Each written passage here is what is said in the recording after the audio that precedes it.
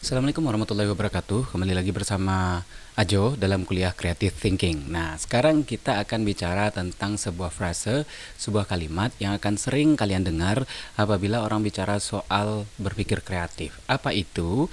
Kalimat itu adalah out of the box. Kalau di bahasa Indonesia kan menjadi keluar dari kotak. Nah, orang seringkali menyebut sesuatu yang sifatnya kreatif, sesuatu yang sifatnya berbeda, sesuatu yang sifatnya baru dan memberikan pengaruh serta manfaat sebagai sesuatu yang out of the box, keluar dari hal-hal yang menjadi standar atau biasa. Itu maksudnya. Kita lihat di sini, Ajo akan memberikan sebuah analogi tentang box ini. Kalian pasti tahu tentang permainan catur. Nah, anak-anak catur, bidak-bidak catur, mulai dari pion, rencong, sampai ke raja, sampai ke queen, itu bergeraknya sudah diatur melewati kotak-kotaknya. Dia juga di awalnya berdiri pada kotak-kotak masing-masing, lalu hanya boleh bergerak sesuai aturan itu. Nah, aturan ini pada dasarnya adalah sesuatu yang sifatnya konvensional. Sekali lagi, gerakan yang teratur ini adalah sesuatu yang sifatnya konvensional, sesuatu yang sudah disepakati sejak awal dulu orang membuat permainan catur. Itu yang namanya pion hanya bisa bergerak satu kotak ke depan atau satu kotak ke samping atau satu kotak merencong. Hanya itu saja. Nah, berpikir out of the box adalah bagaimana kalau misalnya kita jadi pion, kita bisa bergerak 2 langkah ke depan, 3 langkah ke depan, ke samping, merencong, sesuka-suka kita. Nah, bagaimana kemudian kita bisa berani untuk menggerakkan diri kita untuk keluar dari kotak yang sudah konvensional ini? Nah, ini harus dimulai dari cara tanggap kita terhadap informasi yang kita terima. Apa itu informasi? Kita dari kecil dulu diajari bahwa langit itu berwarna biru. Semua orang kemudian sepakat nama warna untuk langit itu adalah biru. Lalu kemudian secara nakal, secara berbeda, kita juga bisa mengatakan enggak, langit itu enggak biru, langit itu hijau menurut saya. Nah, ini berarti kita menantang informasi yang kita terima. Nah, menjadi out of the box bisa saja diawali dengan langkah seperti ini. Kesepakatan-kesepakatan, konvensi-konvensi yang diinformasikan kepada diri kita, coba kita lawan dengan respons yang berbeda. Nah, apa saja, termasuk misalnya dalam bahasa. Dalam bahasa yang perlu kita pahami adalah, bahasa adalah sebuah kesepakatan, bahasa adalah sebuah konvensi. Coba pegang sebuah pena di tangan kalian. Dari dulu, dari kalian kecil dulu, itu semua orang sepakat benda yang kalian pegang itu namanya pena. Ada satu konsep tentang pena. Apa itu pena? Pena adalah sebuah benda panjang yang biasanya bulat, yang dipegang pakai tangan, kemudian gunanya untuk menulis, bisa mengeluarkan tinta karena ada tinta di dalamnya. Gunanya untuk menulis atau menggambar saja. Nah, untuk sementara kita anggap informasi yang ditanamkan ke dalam pikiran kita ini sebagai sesuatu yang standar saja. Pena konsepnya ya begitu gitu. Nah, kemudian satu ketika kita mencoba untuk out of the box. Misalnya dalam hal penggunaan, saya nggak setuju bahwa pena hanya alat tulis dan alat gambar saja. Terus pena kita gunakan untuk apa? Nah, di situ pikiran kita tantang. Barangkali pena bisa kita gunakan kalau dikumpul-kumpulin beberapa pena, kemudian bisa menjadi sebuah vas bunga misalnya. Kita lem sampingnya, kita kumpulin, terus bentuknya melingkar. Ya udah, itu vas bunga. Nah, atau pena kita gunakan sebagai kadang-kadang ini hal membiasa saja sebenarnya. Kalau kita ngomong di depan publik atau bersama teman kita, pena kita pegang-pegangnya di tangan, kita puter-puter, itu biasanya kita ingin menghilangkan stres atau rasa grogi kita. Nah, itu tampak dari cara kita memainkan pena itu. Berarti pena sudah kita respon secara kreatif. Kita sudah out of the box tentang penggunaan pena. Pena di saat itu tidak lagi kita gunakan untuk menulis, tetapi untuk menghilangkan stres kita. Nah, itu sudah out of the box. Nah, berarti ini awalnya kita bagaimana caranya untuk menerima informasi yang standar dan meresponnya dengan cara yang tidak standar lagi. Nah, kemudian berpikir out of the box, kita harus berani untuk melakukan pengkombinasian. Nah, kita harus berani melakukan pencampuran sesuatu yang tidak standar. Orang menghubungkan komputer dengan listrik. Misalnya begitu. Orang menghubungkan komputer dengan listrik. Nah, suatu ketika kita ingin berpikir berbeda lagi. Kita tidak ingin komputer dilihat sebagai alat yang hidupnya karena listrik misalnya. Nah, bisa macam-macam, bisa macam-macam. Barangkali komputer lama yang bentuknya tabung itu orang sudah bikin yang seperti ini. eh, Dibuang beberapa elemen di dalamnya, kemudian dimasukin air, kemudian dimasukin ke dalamnya ikan, jadi deh komputer yang menjadi akuarium. Misalnya seperti itu. Nah, berarti ada combining yang berbeda, ada penyatuan elemen-elemen yang sebenarnya nggak nyambung di awalnya. Komputer itu gunanya akan berguna kalau dihubungkan dengan listrik. Kali ini tidak. Kita hubungkan komputer dengan air, kita hubungkan komputer dengan ikan, lalu kemudian menjadi sesuatu yang berbeda lagi, menjadi sesuatu yang baru lagi, menjadi sesuatu yang out of the box, karena boxnya komputer itu adalah benda yang berguna apabila ada listrik yang mendukung fungsinya. Nah, begitu. Nah, selain itu, untuk menjadi out of the box, kita juga harus berani untuk memimpin diri sendiri. Memimpin diri sendiri, to be leader of your own self. Kita tidak hanya menjadi pengikut, kita tidak hanya menjadi follower, kita nggak pakai yang orang pakai, kita nggak melihat dengan cara orang melihat, kita nggak menyukai sesuatu yang sudah banyak orang menyukainya. Kita menjadi out of the box dalam hal ini. Kita tidak membiarkan diri kita untuk hanya terhanyut dengan tren, dengan sesuatu yang ya biasa, standar, semua orang juga menggunakan itu. Nah, misalnya ini ya, misalnya salah satu contohnya ketika orang cuman pakai baju koko ketika pergi ke masjid. Lah, kenapa? Kenapa kita tidak gunakan baju koko ketika kita pergi kerja? Kenapa kita tidak menggunakan baju koko ketika kita manggung band? Apa salahnya kemudian? Itu fungsinya tetap saja sebagai baju. Nah, tapi kita menggunakan itu, kita juga harus sadar bahwa kita telah membawa baju koko pada konteks yang baru. Akhirnya baju koko memberikan baju koko kemudian menjadi alat bagi kita untuk menyampaikan pesan yang baru.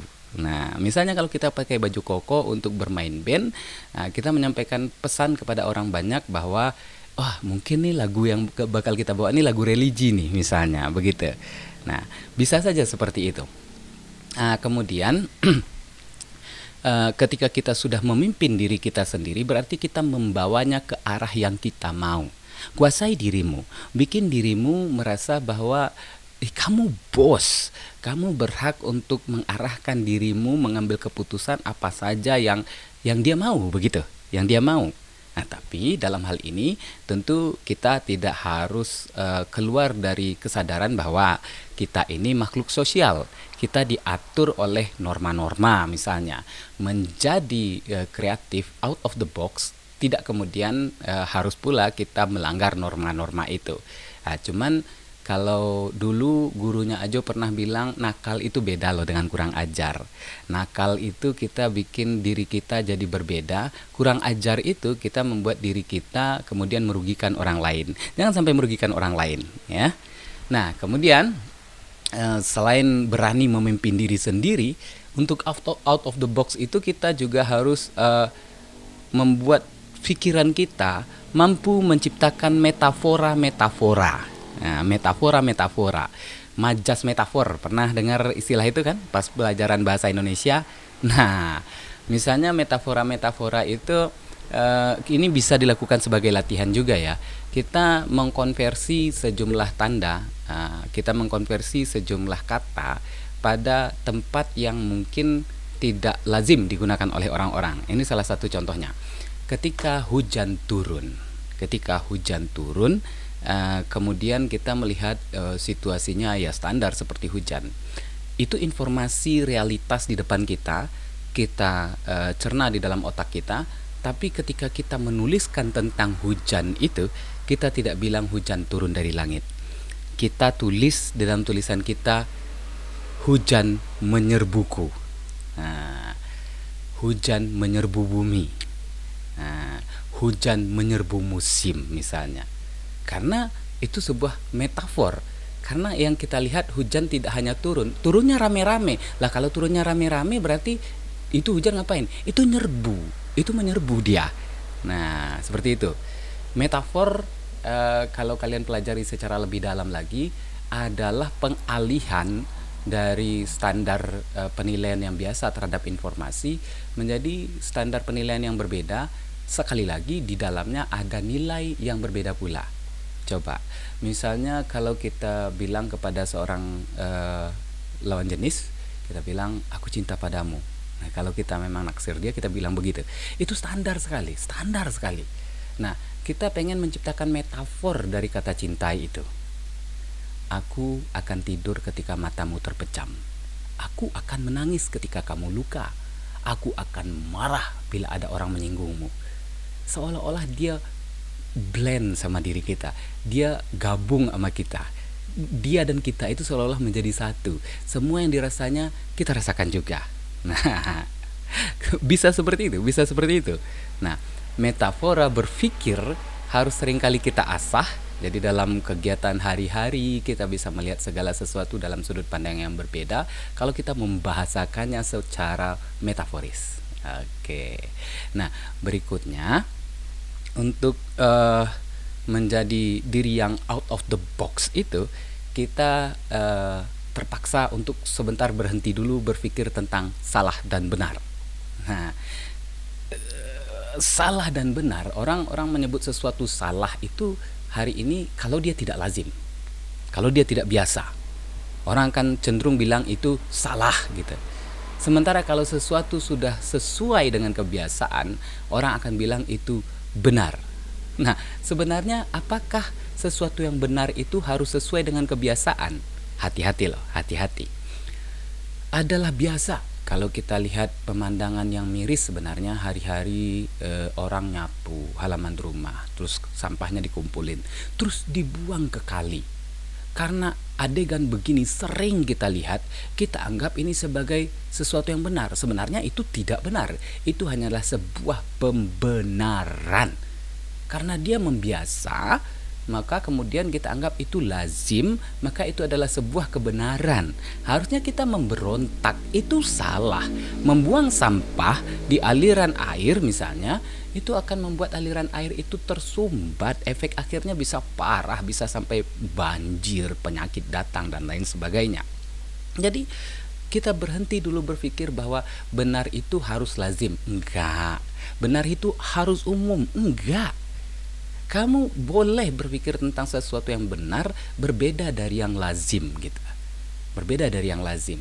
Misalnya gini, kita tantang diri kita untuk keluar dari kotak nyaman kita, dari kotak kebiasaan kita. Orang biasanya kalau nonton film itu orang sukanya dengan tokoh-tokoh yang protagonis, artinya tokoh-tokoh yang baik. Film Batman lah misalnya, film Batman. Orang pasti suka dengan Batman-nya lah, karena Batman-nya hero di situ. Batman-nya adalah tokoh pembela kebenaran dan keadilan. Dia berani untuk melawan kejahatan. But what's wrong if you think that you love Joker? Apa salahnya untuk sesekali kamu justru memandang, Joker ini bagaimanapun dia jahatnya, dia masih punya sisi yang baik loh. Misalnya Joker itu orang yang suka nyeleneh, Joker itu orang yang senang tiasa gembira misalnya. Nah, ada orang yang suka Joker, nggak harus suka Batman misalnya. Ada orang yang suka dengan Giant, nggak harus suka dengan Doraemon. Ada orang yang suka dengan Lex Luthor, nggak harus suka dengan Superman misalnya. Nah, hari ini kita lihat kecenderungan begitu tuh. Kalau ada baju gambar Batman, terus ada baju gambar Joker, sebagian besar malah kadang-kadang kita lihat orang milih baju Joker gitu. Orang itu berarti berani untuk out of the box, keluar dari standar. Gue nggak harus suka Batman. Kalau kita koneksikan dengan hal-hal yang berkaitan dengan out of the box tadi, sangat bisa. Misalnya begini, saya suka Joker. Berarti kita menciptakan metafor berpikir yang berbeda tentang Joker. Joker dalam pikiran standar itu adalah orang jahat yang suka ngebom, yang suka nyakitin, yang suka mengambil langkah-langkah yang mencelakakan orang lain. Lalu kita membawa metafor berpikir yang baru. Tunggu dulu. Itu orang namanya Joker. Joker itu artinya pelawak, orang yang suka menyenangkan hati orang lain. Eits, tunggu dulu. Berarti saya harus membuat metafor berpikir saya sendiri tentang Joker. Kamu bikin konsep baru tentang Joker. Misalnya seperti itu. Lalu satu saat kelak kamu apabila menjadi filmmaker, misalnya kamu bikin tokoh Joker sebagai tokoh yang baik, Batman-nya yang jahat. Ih, boleh kayak gitu. Itu dalam dunia kreatif bisa saja. Dalam dunia kreatif bisa saja. Asalkan kamu memang benar-benar menyampaikan pesan yang baik ya, menyampaikan pesan yang baik dalam film itu. Kemudian mengkonversi elemen-elemen. Ada hal-hal yang remeh-temeh tentang Joker, adegan itu hanya sedikit saja seperti nggak penting. Misalnya Joker suka ngajak orang ngobrol, Batman jarang ngobrol. Lah, berarti Joker salah. Ternyata Joker nggak salah. Nah, misalnya begitu. Masih ada sisi hebat dari Joker dibandingkan Batman. Kenapa kita harus melupakan elemen yang satu itu? Nah, Giant misalnya. Emangnya Giant orang jahat ya? Lah, dia jahatnya kenapa? Dia suka jahilin Nobita. Oke, dia suka jahilin Nobita. Tapi biasanya kapan dia ngejahilin Nobita? Pas Nobita bikin dia kesel. Selebihnya dari diri Giant apa? Giant orang yang pede loh. Suaranya ya nggak bagus-bagus banget, tapi dia berani bernyanyi. Berarti ada sisi positif dari Giant. Nah, di sini kita nggak melihat Giant dari sisi salah dan benar lagi. Kita ingin mengambil hal baik, hal bagus dari Giant. Dan hal itu yang kita besarkan dalam pikiran kita.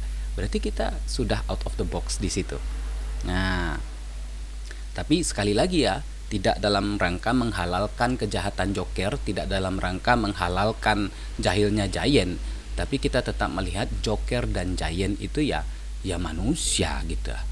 Bagaimanapun setiap manusia walaupun kecil saja dia punya sisi baik yang patut kita apresiasi, kita hargai. Ya, misalnya begitu. Nah, kemudian dalam rangka memimpin diri sendiri bisa kita korelasikan dengan persoalan Giant atau Joker tadi.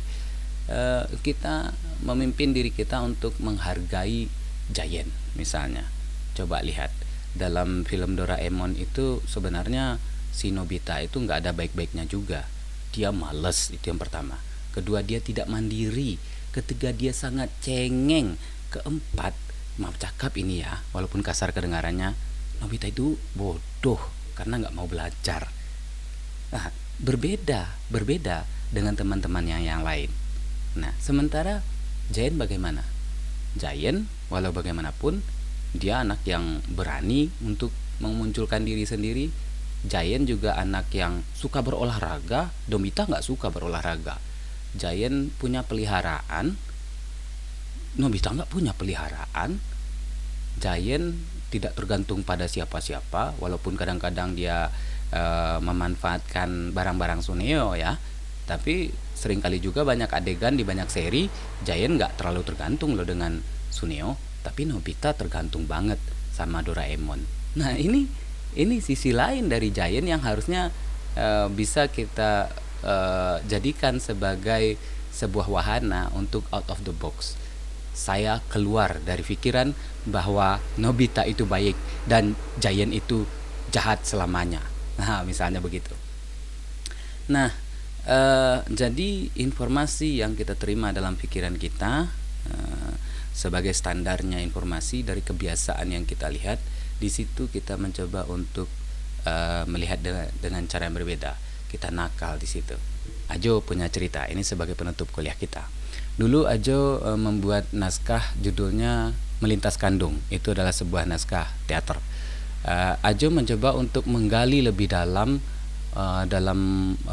out of the box dalam melihat legenda Malin Kundang. Legenda Malin Kundang mungkin semua orang sudah paham. Malin Kundang itu anak durhaka. Dia lupa dengan ibunya, dia tidak mau menghargai ibunya ketika dia pulang dari perantauan menjadi orang kaya. Seolah-olah ibunya itu kalau dia akui ibunya itu, dia akan merendahkan dirinya sendiri. Oke, kita terima standar berpikir yang seperti itu. Tapi Ajo coba untuk memimpin diri Ajo menciptakan metafor berpikir yang berbeda terhadap legenda Malin Kundang. Pertama, dalam legenda Malin Kundang itu, kenapa Malin Kundang sebagai orang Minang tidak punya mama ya? Nah, kita harus juga fair melihatnya. Bagaimana seorang kemanakan kalau tidak ada mamaknya di situ? Berarti nggak ada yang mendidik dia. Tidak ada pula ayah di situ. Berarti tidak ada sosok laki-laki yang akan menjadi teladan dia. Nah, berarti maling kundang adalah pribadi yang tumbuh tanpa ada teladan dari laki-laki dalam keluarganya. Kasihan maling kundang sebenarnya.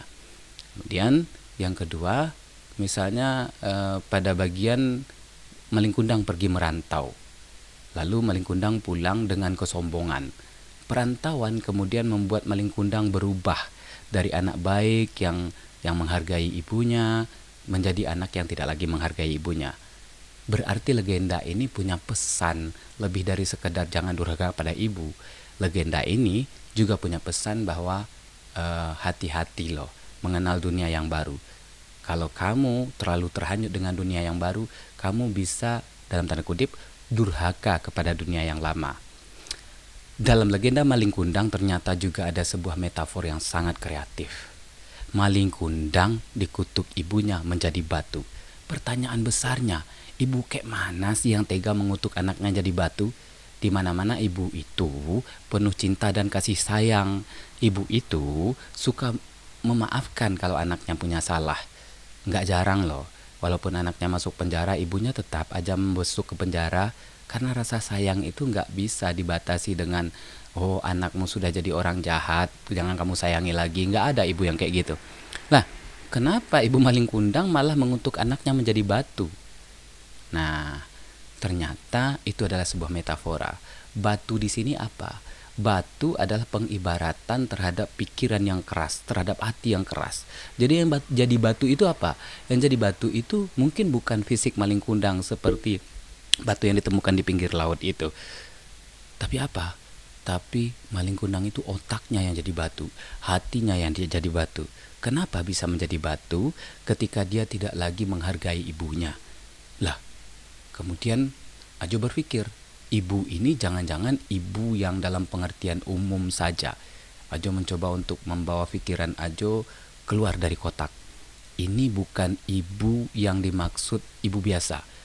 Ibu biasa itu kan wanita yang melahirkan kita. Ibu biasa itu kan ibu yang wanita yang menyusui dan membesarkan kita. Oh, mungkin ibu yang dimaksud dalam legenda maling kundang ini juga sebuah metafora. Metafora dari apa? Adat. Adat Minang itu kan matrilini sifatnya. Jadi di Minang itu kekuatan ibu yang ditonjolkan. Nah, sosok ibu dalam cerita maling kundang maksudnya mungkin adat.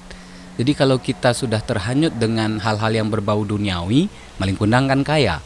Semua kemewahan dunia dia punya. Kalau kita terhanyut dengan kemewahan dunia, kita lupa tuh sama ajaran adat kita. Nah, Ajo di sini berarti mencoba untuk out of the box, keluar dari kotak berpikir tentang legenda maling kundang. Tidak hanya melihatnya dari sisi yang berbeda, tapi juga ada perluasan-perluasan dari makna yang sudah biasa diterjemahkan orang sebagai touching point dari legenda maling kundang. Berikutnya, nantinya kita akan mendalami lagi tentang kreativitas dan out of the box ini pada tataran konseptualnya. Ini landasan dasar awalnya, bahwa out of the box itu adalah soal bagaimana kita mengelola informasi secara berbeda di pikiran kita. Out of the box itu berarti kita harus mengkombinasikan lebih banyak elemen dari satu persoalan yang kita lihat. Out of the box itu berarti kita harus berani memimpin diri sendiri, tidak menjadi follower lagi, tidak menjadi pengikut lagi. Out of the box itu berarti kita membuat pikiran kita lebih liar dalam menciptakan metafor-metafor untuk memandang sesuatu. Out of the box itu berarti kita tidak melulu bicara soal salah dan benar, tapi intinya adalah bagaimana kita menggali lebih dalam lagi. Apakah betul sosok yang salah itu salah, betul-betul salah, atau masih ada kebenaran yang patut kita hargai dari dirinya? Yang benar apakah benar-benar benar? Kadang-kadang juga ada kelemahan-kelemahan yang harus kita lihat secara objektif. Misalnya seperti itu. Beranilah untuk memimpin diri, beranilah untuk mengkonversi banyak elemen-elemen dari informasi, beranilah untuk berbeda. Baru kamu bisa out of the box. Untuk sementara itu dulu. Assalamualaikum warahmatullahi wabarakatuh.